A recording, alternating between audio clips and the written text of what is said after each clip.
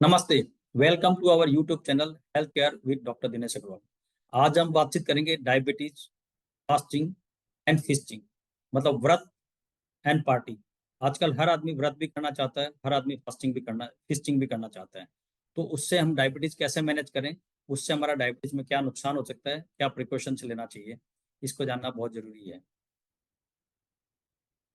Fasting क्या होता है? अगर हम नॉर्मल पैथोफिजियोलॉजी करें तो क्या होता है? ये फास्टिंग हुआ एक ट्रांजिशन फ्रॉम द खाने पीने स्टेज, जिसको फेड स्टेज बोलते हैं, टू ए ब्रीफ फास्टिंग और एक प्रोलॉन्ग स्टॉर्वेशन में।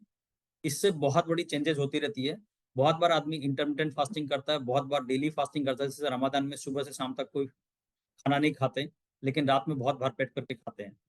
तो क्या होता है इस फास्टिंग से, हमारे शरीर में क्या होता है, और ये क्या डिफरेंट टाइप ऑफ फास्टिंग है? डेफिनेशन अगर देखें, एक होता है टाइम रेस्ट्रिक्टिंग फीडिंग।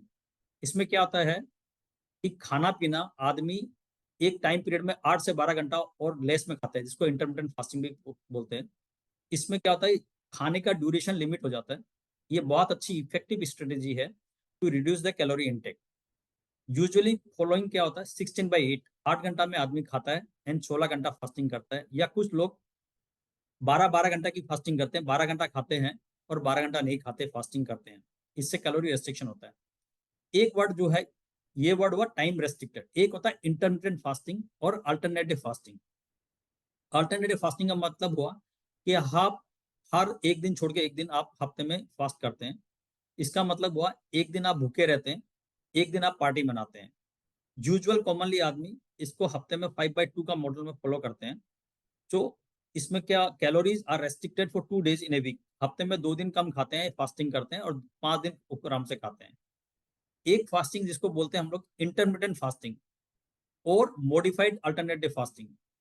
इसमें क्या होता है, फास्टिंग जब करते हैं, कैलोरी इनटेक 15 से 25% ऑफ द डाइटरी नीड्स होती है, कम खाते हैं। मतलब जितनी मेरी रिक्वायरमेंट है, अगर समझ लीजिए मेरी रिक्वायरमेंट डेली की 1800 कैलोरी है, तो मैं उसको 15 से 25% में रेस्ट्रिक्ट कर देता हूँ, तो कि या कि मैं 400 to 600 किलो कैलोरी खाते जा रहा हूँ।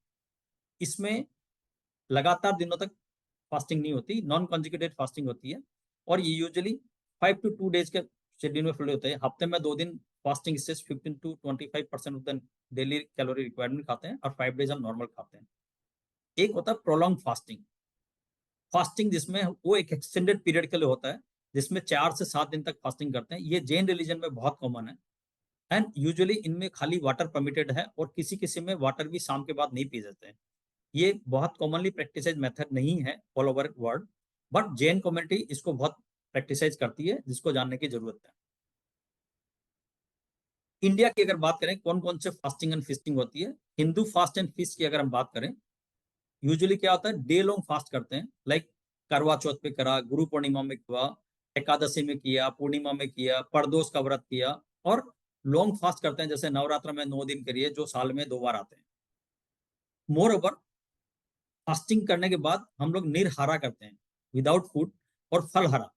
तो फास्टिंग दो तरह की, एक निर्हारा जिसमें कुछ नहीं खाते, एक फलहारा जिसमें fruits and milk are allowed. अगर हम इस्लामिक फास्ट एंड फीस्ट की बात करें, अभी जैसे कि रमजान शुरू हुआ है, रमजान में हर कोई आदमी दिन के समय ईटिंग और ड्रिंकिंग को अवॉइड करता है। सुबह से शाम तक नहीं करते, इफ्तियारी और सेरिया के बीच में खाते हैं। बट उसके बाद जब शाम को व्रत तोड़ते हैं, तो बहुत हाई कैलोरी फूड खाते हैं। एंड सुबह भी ब्रेकफास्ट के पहले बहुत ज्यादा, सुबह सूरज उगने के पहले बहुत ज्यादा खाना खाते हैं। जैन फीस्ट एंड फास्ट क्या होता है, फ्यू डे वो लोग कोई खाना नहीं खाते, पानी भी बॉयल लेते हैं या एक बार दिन में लेते हैं। In addition, majority of them, maximum आदमी शाम के बाद, सूरज ढलने के बाद पानी और खाना नहीं खाते।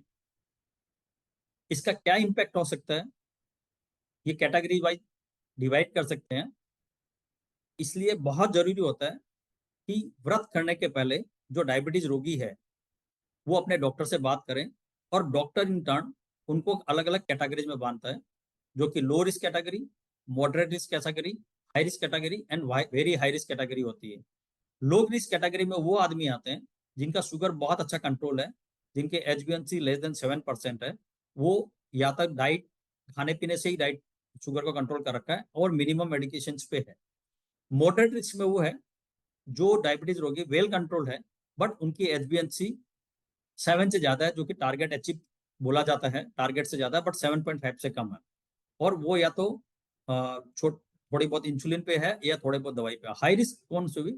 जिनको मॉडरेट हाइपोग्लाइसीमिया, जिसको मॉडरेट हाइपरग्लाइसीमिया, जिसकी एवरेज ब्लड ग्लूकोज 150 से 300 के बीच में चल रही है, जिनको किडनी की प्रॉब्लम है, या वो अकेले घर पे रहते हैं, उनका केयर टेकर नहीं है, या रोगी जो बहुत बार, एक से ज्यादा बार इंसुलिन लेते हैं, ओल्ड एज है, या जिनकी हार्ट की प्रॉब्लम भी है, और अगर उनके डॉक्टर ने बता रखा है कि आपको डायबिटीज के कॉम्प्लिकेशंस हो रखे हैं, जिसको यूजुअली हम मैक्रो एंड माइक्रो कॉम्प्लिकेशंस में डिवाइड करते हैं। मैक्रो कॉम्प्लिकेशंस हुआ ब्रेन की प्रॉब्लम, हार्ट की प्रॉब्लम, ऐसे ही माइक्रो हुआ लंग की, माइक्रो हुआ आपका आइज की प्रॉब्लम, किडनी की प्रॉब्लम, पाँव में प्रॉब्लम। तो उस हिसाब से अगर ये मैक्रो एंड माइक्रो कॉम्प्लिकेशन जिसको हो चुके हैं, वो एक एडिशनल रिस्क होता है। वेरी हाई रिस्क कैटेगरी किसको बोलते हैं? जिसको लास्ट हम अगर इनकी हिस्ट्री देखें तो उनको हाइपोग्लाइसेमिया हुआ है। हाइपोग्लाइसेमिया रिपोर्टेड है, जबकि जब कभी कोई एक समय उनकी शुगर लेस देन 70 हुई, या उनको बार बार उनको शुगर कम भी हो जाती है लेकिन उनको पता ही नहीं चल जाता है, या जो रोगी किडनी की प्रॉब्लम है और डायलिसिस पे है, या जिसको अभी बुखार आ रखी है और हॉस्पिटलाइज करना पड़ रहा है, या प्रेगनेंसी एंड डायबिटीज हो रखी है, वो हाई रिस्क कैटेगरी है। और टाइप 1 डायबिटीज, जिनकी शुगर बिना इंसुलिन के कंट्रोल नहीं था, टाइप 1 डायबिटीज जहाँ पे इंसुलिन की एब्सोल्यूट डेफिशिएंसी होती है, उसको हम टाइप 1 डायबिटीज बोलते हैं। तो वैसे आदमी वेरी हाई रिस्क कैटेगरी में होते हैं। इस हिसाब से हमको स्ट्रेटेजी बना के रखनी चाहिए।